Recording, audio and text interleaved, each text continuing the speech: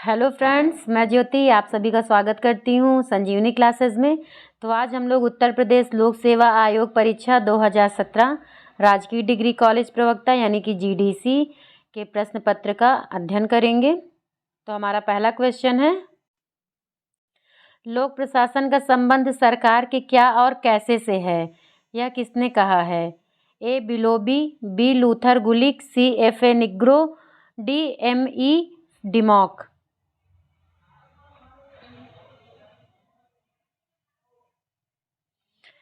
इसका सही आंसर है ऑप्शन डी, एम.ई. डिमॉक। तो ये एक अमेरिकी राजनीतिक वैज्ञानिक थे। इनका कहना है कि लोक प्रशासन कहाँ तथा कैसे से संबंधित है। ये लोक प्रशासन के व्यापक दृष्टिकोण से संबंधित है। व्यापक दृष्टिकोण का मानना है कि इसमें सरकार के तीनों अंगों का अध्ययन किया जाना चाहिए। इसके अतिरिक्त वुड्रो विल्सन, एल.डी. वाइट और फिफ्नर भी व्यापक दृष्टिकोण का समर्थन करते हैं। हमारा अगला क्वेश्चन है,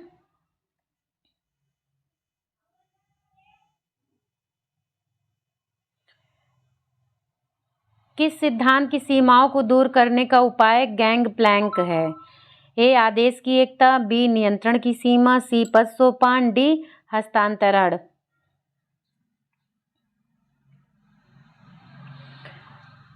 इसका सही आंसर है ऑप्शन सी, पद सोपान। यह संगठन के सिद्धांत से संबंधित है। गैंग प्लैंक का अर्थ होता है लेवल जंपिंग। लेवल जंपिंग का मतलब हुआ कि जैसे पद सोपान होता है, पद सोपान का मतलब होता है कि प्रत्येक क्रम का आदेश के आदान प्रदान में प्रत्येक क्रम का अनुपालन होना। प्रत्येक नीचे वाली संस्था अपने से ऊपर वाली संस्था से आदेश प्राप्त करेगी और उससे ऊपर वाली अपने से ऊपर वाली। इसमें किसी भी चरण के आदेश के अनुपालन में बाधा उत्पन्न नहीं की जाती है, बल्कि इसमें प्रत्येक को अपने ऊपर वाले अधिकारी की ही बात मानना जरूरी होता है। इससे उत्तरदायित्व सुनिश्चित होता है। इसके अतिरिक्त इसमें गैंग प्लैंक में क्या है, जैसे कोई स्तर है, नीचे वाले स्तर को कोई आदेश प्राप्त करना है, इस आदेश का संबंध इस स्तर से भी नहीं है, इस स्तर से भी नहीं है, तो इस क्रम का पालन करने के बजाय आदेश के आदान प्रदान में डायरेक्ट इस नीचे वाले स्तर को आदेशित कर दिया जाए। इन्हें डिस्टर्ब करने की क्या ज़रूरत है, जबकि इनका इस आदेश से कोई संबंध ही नहीं है। तो इससे समय की बचत होती है। तो इसी जो स्तर को छोड़ा गया है, इसी को कहते हैं गैंग प्लैंक। यह सिद्धांत फ्योल ने दिया है। हमारा नेक्स्ट क्वेश्चन है, आदेश की एकता का सिद्धांत सुनिश्चित करता है। ए उत्तरदायित्व, बी स्वीकार्यता, सी विशेषज्ञता, डी समन्वय। इसका सही आंसर है ऑप्शन ए, आदेश की एकता से उत्तरदायित्व निश्चित होता है। क्योंकि अगर ए कभी बी से आदेश प्राप्त कर रहा है, कभी सी से, कभी डी से, तो उत्तरदायित्व सुनिश्चित नहीं होगा किसी काम का। लेकिन अगर ए बार बार बी से ही आदेश प्राप्त कर रहा है, तो इसमें उत्तरदायित्व सुनिश्चित होता है और बी ध्यान भी रखेगा कि वो काम कर रहा है या नहीं। हमारा अगला क्वेश्चन है, पदोन्नति का सामान्यतः अर्थ है। ए पद में बदलाव, 2 कर्तव्यों में बदलाव, 3 पदवी में बदलाव, 4 वेतन में बदलाव।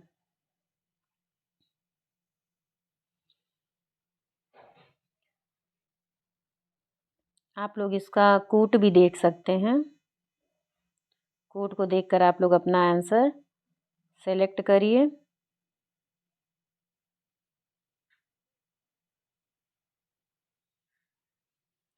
इसका सही आंसर है ऑप्शन डी। इसके अंतर्गत पद में बदलाव भी होता है, कर्तव्यों में भी बदलाव होता है, पदवी में भी, वेतन में। जब किसी व्यक्ति का प्रमोशन होता है तो उसका पद भी बदल जाता है। साथ में पदवी भी बदलती है। कर्तव्य, भाई जब अपने से ऊपर वाले किसी जॉब में किसी का प्रमोशन हुआ है तो उसका कर्तव्य भी बदल जाता है और वेतन भी बदल जाता है। हमारा अगला क्वेश्चन है, विकास प्रशासन संबंधित है। ए पाश्चात्य देशों से, बी साम्यवादी देशों से, सी तृतीय विश्व के राष्ट्रों से, डी उपरोक्त में से कोई नहीं। इसका सही आंसर है ऑप्शन सी, तृतीय विश्व के राष्ट्रों से। विकास प्रशासन का अर्थ है कि विकास से संबंधित प्रशासन। इसके प्रतिपादक यूएल गोस्वामी जिसको उन्होंने अपने lake development administration in India 1955 में प्रस्तुत किया। हमारा अगला क्वेश्चन है, दोनों संरचना एवं मानवीय संबंधों के रूप में संगठन को किसने परिभाषित किया है। A W F. Willoughby, B L D. White, C Dimock, D फिफ्नर।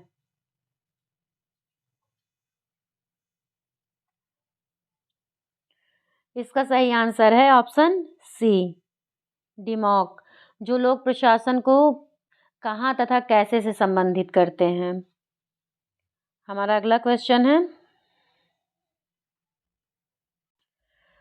राष्ट्रीय प्रशासन अकादमी किन संस्थानों के विलय का परिणाम थी। A IAS staff college Shimla तथा प्रशासनिक staff college Hyderabad, B IAS staff school Delhi तथा IAS staff college Shimla, C प्रशासनिक स्टाफ कॉलेज हैदराबाद तथा IAS staff school Delhi, D उपरोक्त में से कोई नहीं। इसका सही आंसर है option B, IAS staff school Delhi और IAS staff college Shimla. Shimla और दिल्ली आप लोग याद रखिए, को मिलाकर राष्ट्रीय प्रशासन अकादमी का निर्माण किया गया। हमारा अगला क्वेश्चन है, निम्न में से कौन सी भारतीय प्रशासन की विशेषता है। ए रूढ़िवादी दृष्टिकोण, बी लाल फीताशाही, सी राजनीतिक तटस्थता, डी उपर्युक्त में से सभी। इसका सही आंसर है ऑप्शन डी, रूढ़िवादिता, लाल फीताशाही, राजनीतिक तटस्थता, ये सभी राजनीतिक प्रशासन की विशेषता है। लाल फीताशाही का मतलब अधिकारी तंत्र का नियमों से ज़्यादा बंधा होना। जो हम सरकारी विभाग में जाते हैं, अधिकारी हमें दौड़ाते हैं और कोई समय सीमा निश्चित नहीं होती कि हमारा ये काम कब होगा या इस काम को करवाने में कितना शुल्क लगेगा। इन सारे चक्करों में या नियमों का भी आम जनता को पता नहीं होता है। जो दौड़ाया जाता है या काम लेट से किया जाता है, ये सारे लक्षण लाल फीताशाही के अंतर्गत आता है। हमारा अगला क्वेश्चन है,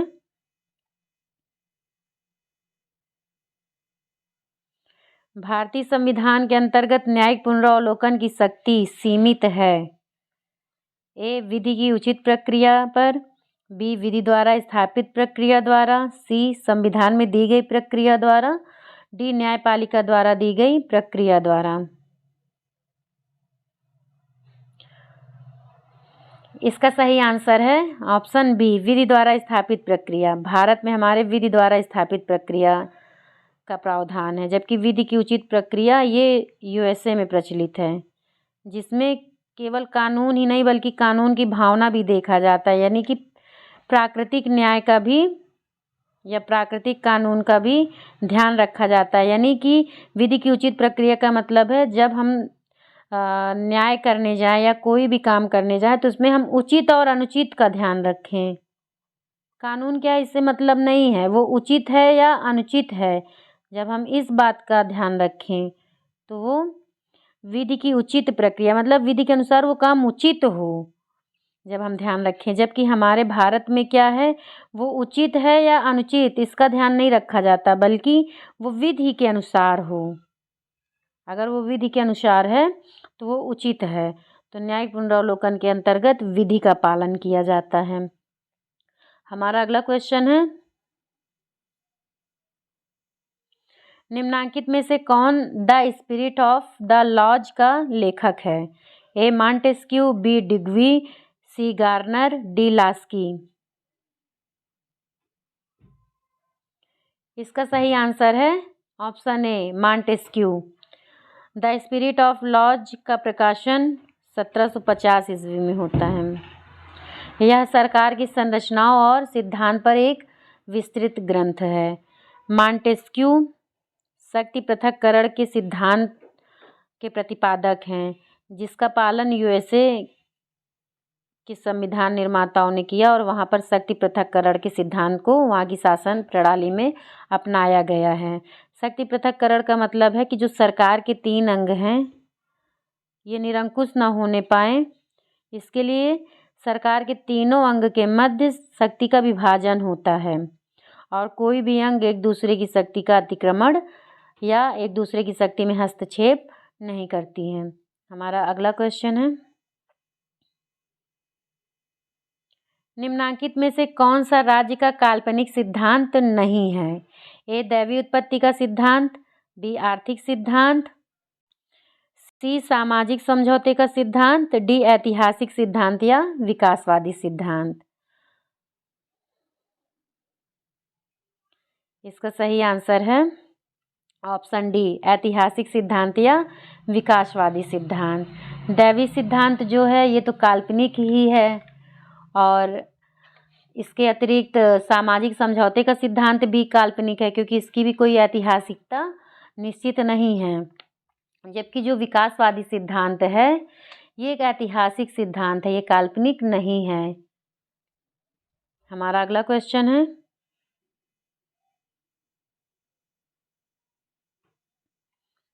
अर्थशास्त्र का संबंध वस्तुओं से है जबकि राजनीति शास्त्र का लोगों से है।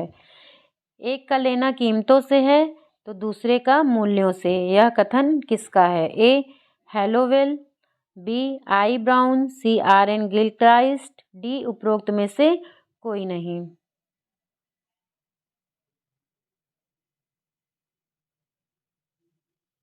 इसका सही आंसर है ऑप्शन बी आई ब्राउन। हमारा अगला क्वेश्चन है,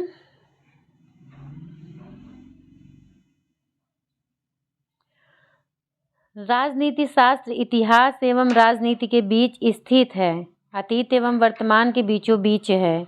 यह कथन किसका है? A J Bryce, B P Janet, C Alexis de Tocqueville, D Ivor brown.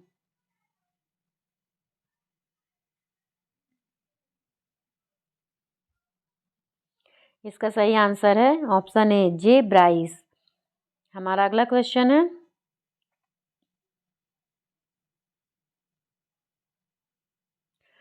प्रजातंत्र की सफलता निम्नलिखित में से किस अधिकार पर निर्भर करती है? ए संगठन का अधिकार, बी आलोचना का अधिकार, सी व्यक्तिगत स्वतंत्रता का अधिकार, डी संपत्ति का अधिकार।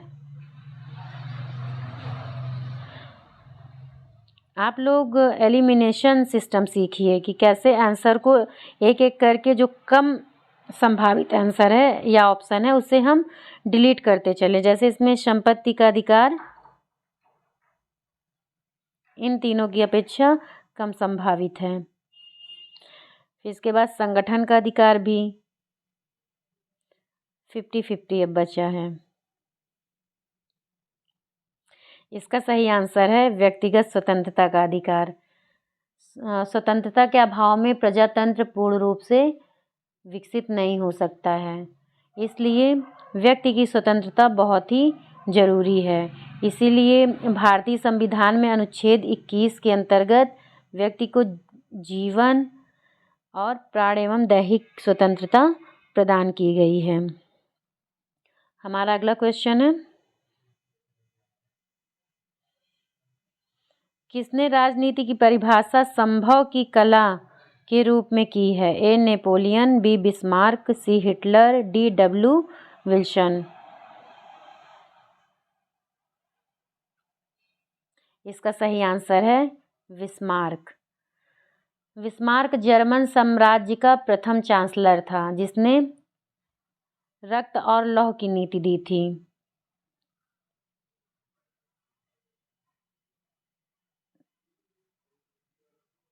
रक्त और लौह की नीति का प्रतिपादन इनके द्वारा किया गया था और ये तत्कालीन यूरोप के एक प्रभावी नेता थे। इन्होंने politics is the art of the possible, the attainable, the art of the next best के कथन का प्रतिपादन किया था। हमारा अगला क्वेश्चन है,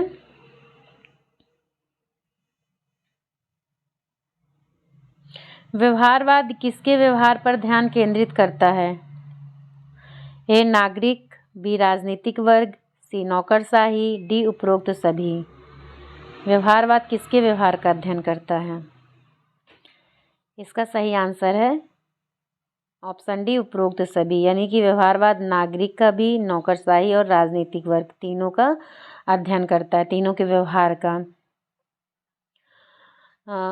व्यवहारवाद की शुरुआत 20वीं सदी के पहले दशक में जेबी वॉटसन द्वारा।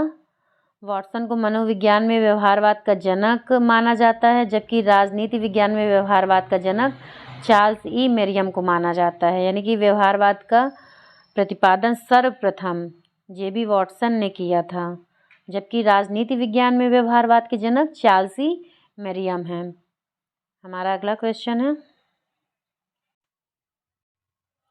किसने कहा है जब मैं राजनीति विज्ञान शीर्षक से अच्छे प्रश्नों के समूह को देखता हूँ तो मुझे प्रश्नों की अपेक्षा शीर्षक पर खेद होता है?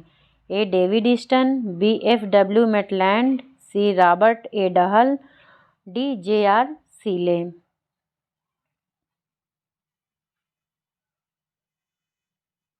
इसका सही आंसर है option B F W. Maitland. Maitland राजनीति विज्ञान को विज्ञान की श्रेणी में नहीं रखना चाहते। इनके अनुसार राजनीति में भौतिक विज्ञान की तरह निश्चित आंकड़े तथा सिद्धांत नहीं बनाए जा सकते। इसी कारण वह राजनीति विज्ञान में विज्ञान शब्द से खेद प्रकट करते हुए निम्नलिखित कथन, यानी कि जो कथन अभी हम लोगों ने पढ़ा, इसका प्रतिपादन किया कि जब मैं राजनीति विज्ञान शीर्षक से अच्छे प्रश्नों के समूह को देखता हूँ तो मुझे प्रश्नों की अपेक्षा शीर्षक पर खेद होता है। हमारा अगला क्वेश्चन है,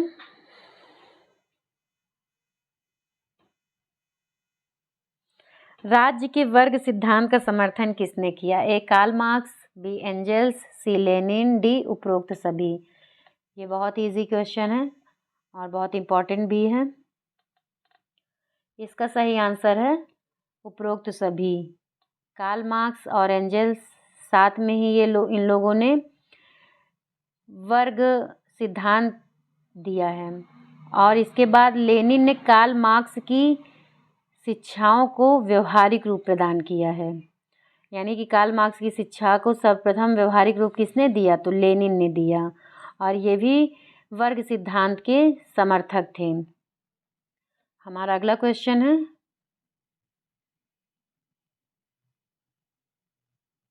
राज्य की उत्पत्ति के पितृसत्तात्मक सिद्धांत के प्रमुख समर्थक कौन हैं? A sir Henry Maine, B sir Henry Lawrence, C Krabbe, D उपरोक्त में से कोई नहीं। इसका सही आंसर है option A sir Henry man.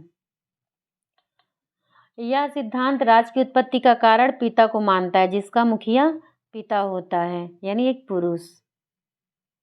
मातृसत्तात्मक क्या होता है? मातृसत्तात्मक का मतलब होता है कि परिवार का मुखिया या परिवार की मुखिया एक स्त्री होती है। हमारा अगला क्वेश्चन है,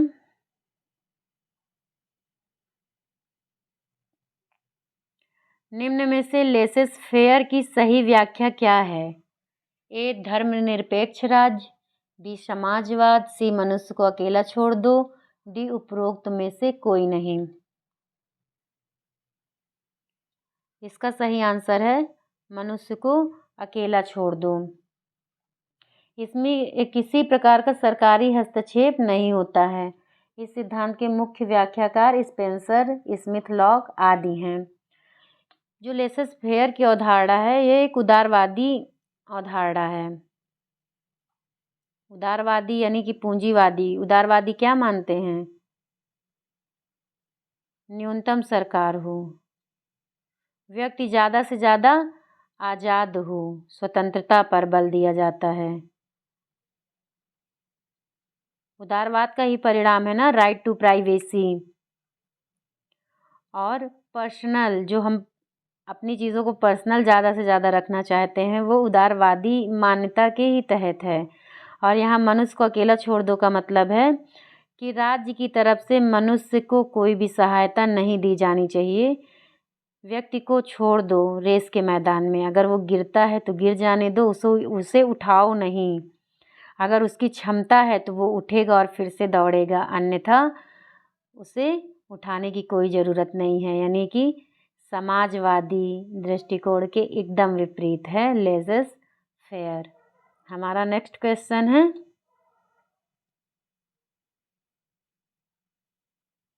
हमें इसमें दो सूचियों का मिलान करना है।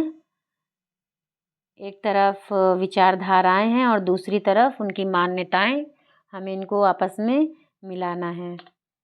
तो आप लोग देख सकते हैं।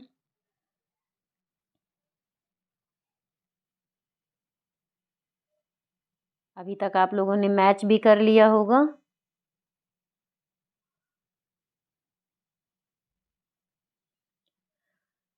तो अराजकतावाद, राज्य एक बुराई है, एक बुराई है, जबकि व्यक्तिवाद क्या मानता है कि राज्य एक आवश्यक बुराई है। मतलब इनके लिए राज्य आवश्यक नहीं है, बुराई है, इसको हटा भी दो तो कोई दिक्कत नहीं है। लेकिन इनके लिए क्या है, बुराई तो है लेकिन आवश्यक है। आदर्शवाद, राज्य आवश्यक है, जिसके समर्थक हीगल हैं। जो आदर्शवादी विचारक होते हैं वो राज्य को दैवी मानते हैं। तो राज्य आवश्यक है, यानी ये आंगिक सिद्धांत के भी समर्थक होते हैं। आंगिक सिद्धांत का मतलब होता है कि व्यक्ति के अस्तित्व के लिए राज्य का अस्तित्व जरूरी है। जिस प्रकार से अंग के शरीर से पृथक हो जाने के बाद कोई अस्तित्व नहीं बचता है, वैसे ही व्यक्ति के राज्य से पृथक हो जाने के बाद उसका भी कोई अस्तित्व नहीं बचता है। इसलिए राज्य आवश्यक है। अगर आप लोग कॉन्सेप्ट को समझ रहे हैं तो आप लोग आराम से समझ जाएंगे। मार्क्सवाद, ये तो एकदम क्लियर है, अभी ऊपर ही हमने बताया। वर्ग या वर्गहीन, तो राज्यहीन वर्गविहीन समाज की संकल्पना मार्क्सवाद की है। हमारा नेक्स्ट क्वेश्चन है, राज्य के विकास को सही कालक्रम में व्यवस्थित कीजिए। ए प्राच्य साम्राज्य, बी रोमन साम्राज्य, सी यूनानी नगर राज्य, डी राष्ट्र राज्य। कोट भी दिया हुआ है।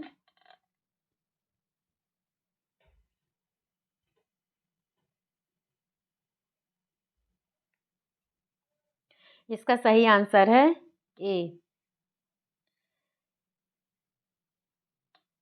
पहले प्राच्य साम्राज्य, फिर यूनानी नगर राज्य, फिर रोमन साम्राज्य, फिर उसके बाद राष्ट्र राज्य। राष्ट्र राज्य के बाद आता है वैश्वीकरण। हमारा अगला क्वेश्चन है, लोकतंत्र के अभिजन सिद्धांत का प्रतिपादक निम्न में कौन है?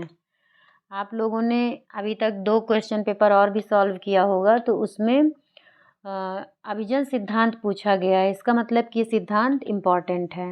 इस सिद्धांत से कई क्वेश्चन बनते हैं। ए पैरेटो, बी मोस्का, सी मिशेल, डी उपरोक्त सभी। इसका सही आंसर है उपरोक्त सभी। इनका मानना है कि लोकतंत्र वहीं स्थापित होगा जहां राजनीतिक व्यवस्था में शक्ति कुछ लोगों में ही केंद्रित होगी। अभिजन वर्ग सिद्धांत जैसा है। इनका मानना है कि समाज में दो समुदाय हो या 2 समूह होते हैं। एक आम जन का होता है और एक विशिष्ट वर्गीय लोग होते हैं। ये विशिष्ट वर्गीय लोग ही आम जन पर शासन करते हैं, यानी कि मुट्ठी भर लोगों के हाथों में ही शासन होता है। पैरेटो जो हैं ये इटली के हैं और ये इनकी पुस्तक का नाम है द माइंड एंड सोसाइटी, जबकि मोस्का जो हैं ये अभिजन वर्गीय सिद्धांत के संरचनात्मक सिद्धांत का प्रतिपादन करते हैं। संरचनात्मक।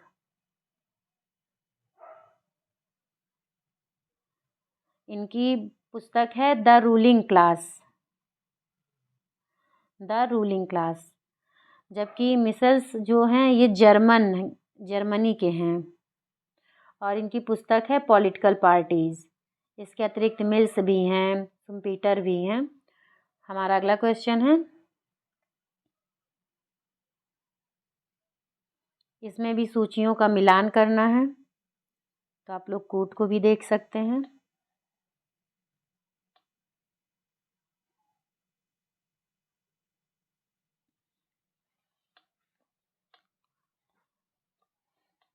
असीमित संप्रभुता, सीमित संप्रभुता। असीमित संप्रभुता का समर्थन आदर्शवादी करेंगे हमेशा।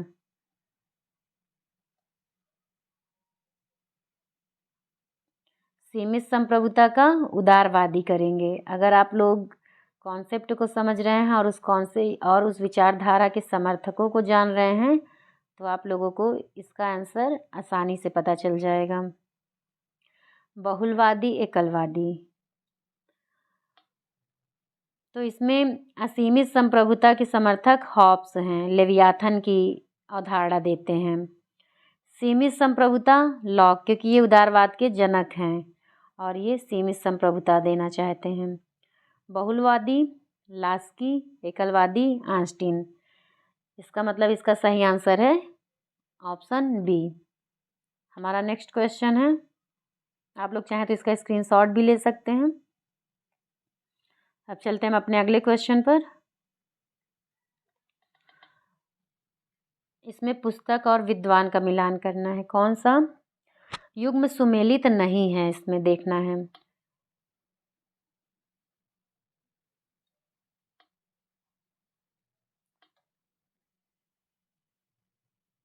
इसका सही आंसर है option D, on liberty mill की रचना है। पिछले वीडियो में बताया गया है। A grammar of politics, man versus the state, Spencer, lectures jurisprudence, John Austin की पुस्तक है। हमारा अगला क्वेश्चन है, वितरणात्मक न्याय के सिद्धांत का प्रतिपादन किया गया था। ए हॉब्स द्वारा, बी प्लेटो द्वारा, सी अरस्तु द्वारा, डी लॉर्ड एक्टन द्वारा। इसका सही आंसर है ऑप्शन सी, अरस्तु द्वारा।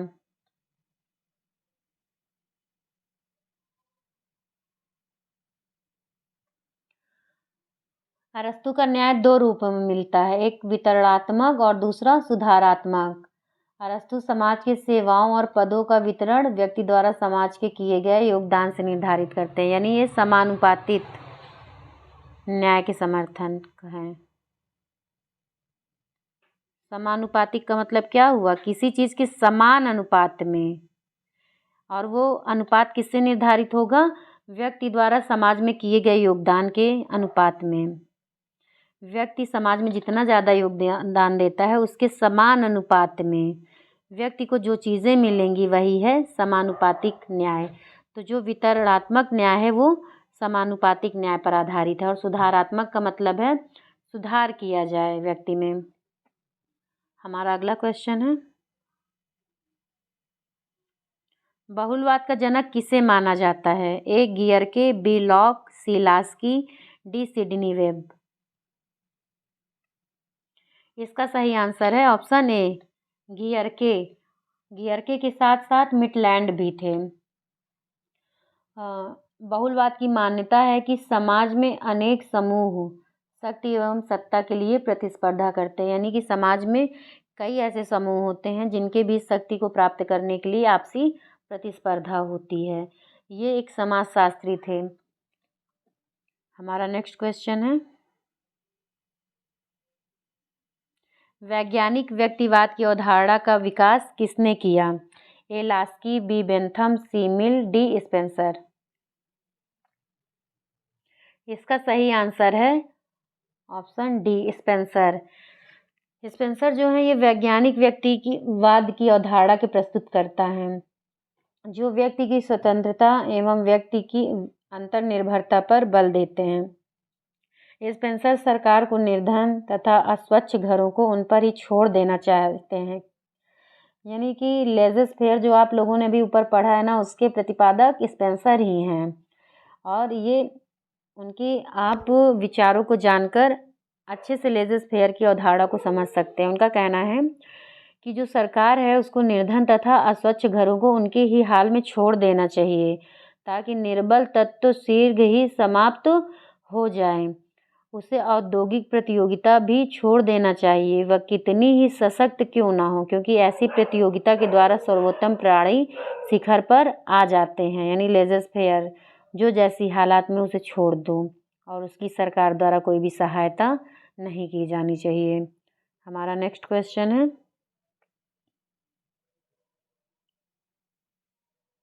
कार्ल मार्क्स की निम्नलिखित रचनाओं में से किसमें उसके श्रम के प्रति उदासीनता संबंधी विचार मिलते हैं? A the communist manifesto, B 1844 के economic and philosophic manuscript, C Das Kapital, D उपरोक्त में से कोई नहीं।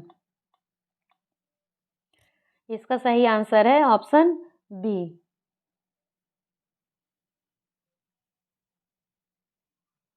द कम्युनिस्ट मैनिफेस्टो को समाजवादी विचारक बाइबिल या कुरान की तरह पवित्र मानते हैं, जबकि दास कैपिटल में मार्क्स के मूल आर्थिक नियमों को संग्रहित किया गया है, जबकि द जर्मन आइडियोलॉजी में मार्क्स ने द्वंद्वात्मक भौतिकवाद का सिद्धांत दिया है। हमारा नेक्स्ट क्वेश्चन है, जो प्रशासन को स्वयं चलाने का प्रयास करता है उस राजा को एक मूर्ख निम्न में से कौन कहता है? ए कौटिल्य, बी मनु, सी शुक्राचार्य, डी भीष्म। इसका सही आंसर है ऑप्शन बी, मनु।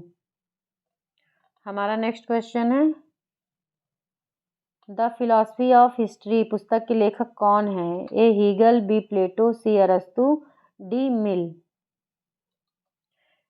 इसका सही आंसर है ऑप्शन ए, हीगल। राज्य व्यक्ति का विराट रूप है, किसने कहा? ए प्लेटो, बी अरस्तु, सी मैकियावेली, डी सोलह। इसका सही आंसर है ऑप्शन ए, प्लेटो का मानना है राज्य व्यक्ति का विराट रूप है। राज्य का निर्माण औक या सहतूत से नहीं होता, सहतूत के वृक्ष से नहीं होता, प्लेटो का मानना है, बल्कि उसमें रहने वाले व्यक्तियों के चरित्र से होता है, जो प्लेटो के आदर्श राज्य के वर्णन में मिलता है। हमारा नेक्स्ट क्वेश्चन है, मनुस्मृति में कितने अध्याय हैं? ए 10, बी 12, सी 14, डी 16।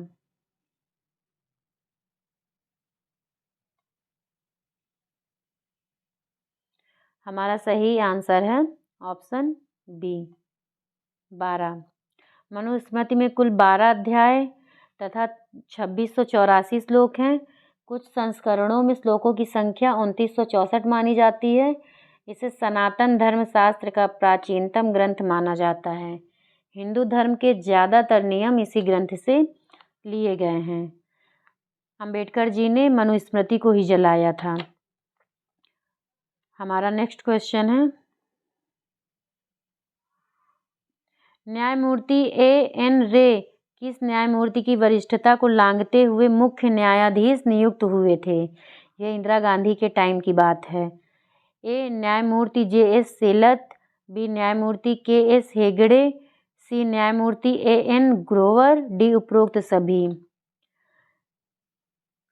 न्यायाधीश की नियुक्ति प्रक्रिया में पहले ये नियम था कि अभी तक इस केस के पहले कि प्रत्येक CJI यानी चीफ जस्टिस ऑफ इंडिया की रिटायरमेंट के बाद जो वरिष्ठता क्रम में सबसे वरिष्ठ न्यायाधीश होते थे वो CJI बन जाते थे।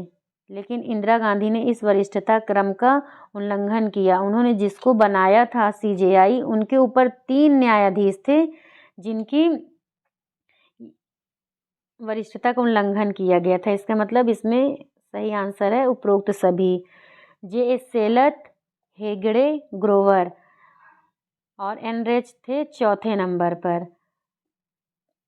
तो इनसे पहले इन लोगों का नंबर आना चाहिए था, लेकिन इन लोगों को न बनाकर ए एन रे को बना दिया गया था। हमारा अगला क्वेश्चन है,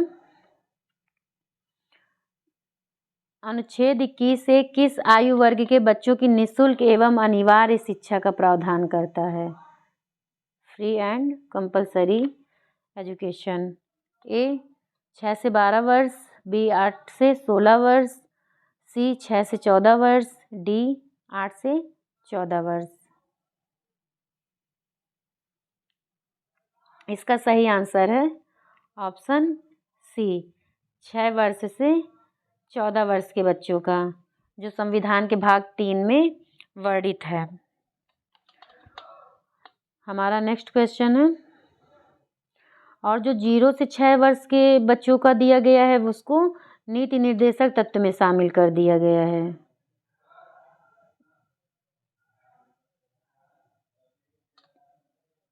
हमारा नेक्स्ट क्वेश्चन है, निवारक निरोध कानून के अधीन किसी व्यक्ति को कितने दिनों तक बंदी बनाया जा सकता है? ए 1 माह, बी 2 माह, सी 3 माह, डी 4 माह। इसका सही आंसर है ऑप्शन सी, 3 माह तक। हमारा नेक्स्ट क्वेश्चन है, कौटिल्य के मंडल सिद्धांत में मंडल निर्माण करने वाले राज्यों की संख्या है? ए 8, बी 10, सी 12, डी 14। इसका सही आंसर है ऑप्शन सी, 12। हमारा नेक्स्ट क्वेश्चन है, आनुपातिक प्रतिनिधित्व प्रणाली के सिद्धांत के प्रस्तुतकर्ता कौन है? ए बर्क, बी थॉमस हेयर, सी बेंथम, डी लास्की। इसका सही आंसर है ऑप्शन बी, थॉमस हेयर। इन्होंने द मशीनरी ऑफ रिप्रेजेंटेशन 1857 में प्रस्तुत किया। हमारे यहाँ राष्ट्रपति, राज्यसभा, विधान परिषद के निर्वाचन में इस प्रणाली का प्रयोग किया जाता है, अनुपातित प्रतिनिधित्व की एकल संक्रमणी मत पद्धति का, जिसके प्रतिपादक थॉमस हेयर हैं। इन्होंने अपनी पुस्तक द मशीनरी ऑफ रिप्रेजेंटेशन में इस अवधारणा को प्रस्तुत किया। हमारा नेक्स्ट क्वेश्चन है, आधुनिक भारत के कौटिल्य के रूप में किसे जाना जाता है? ए जी के गोखले, बी बाल गंगाधर तिलक, सी एम के गांधी, डी राजा राम मोहन राय। इसका सही आंसर है ऑप्शन बी, बाल गंगाधर तिलक। हमारा नेक्स्ट क्वेश्चन है, निम्न में से किसने बाल गंगाधर तिलक को भारतीय शांति का जनक कहा है? Sir Valentine सिरोल, Lord Ripon, Annie Besant, उपर्युक्त में से कोई नहीं। एलिमिनेशन सिस्टम हम इसमें अपना सकते हैं। इसका सही आंसर है ए, इसमें एनी बेसेंट हो ही नहीं सकती हैं, क्योंकि इन्होंने तो तिलक के साथ होम रूल का प्रतिपादन किया था। रिपन भी नहीं हो सकते हैं, सर वैलेंटाइन सिरोल। हमारा नेक्स्ट क्वेश्चन है, कौटिल्य का अर्थशास्त्र निम्न में से किस विषय से संबंधित है? ए अर्थशास्त्र, बी राजनीति शास्त्र, सी समाजशास्त्र, डी उपर्युक्त में से कोई नहीं। इसके नाम से कंफ्यूजन हो सकता है, लेकिन इसका सही आंसर है ऑप्शन बी। इसका कारण इसलिए है कि पहले जो राज्य का अध्ययन था वो अर्थशास्त्र के अंतर्गत किया जाता था। अर्थशास्त्र में 15 अधिकरण है, 150 चैप्टर हैं और 180 प्रकरण है। हमारा नेक्स्ट क्वेश्चन है,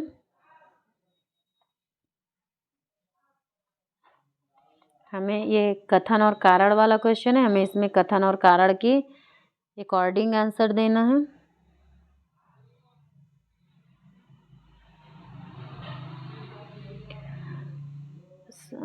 अभिकथन ए, शक्ति भ्रष्ट बनाती है तथा पूर्ण शक्ति पूर्णतया भ्रष्ट बनाती है। कारण आर, लोकतंत्र में शक्ति के दुरुपयोग के विरुद्ध सर्वोत्तम नियंत्रण होता है क्योंकि शक्ति विविध समूहों में विभाजित हो जाती है।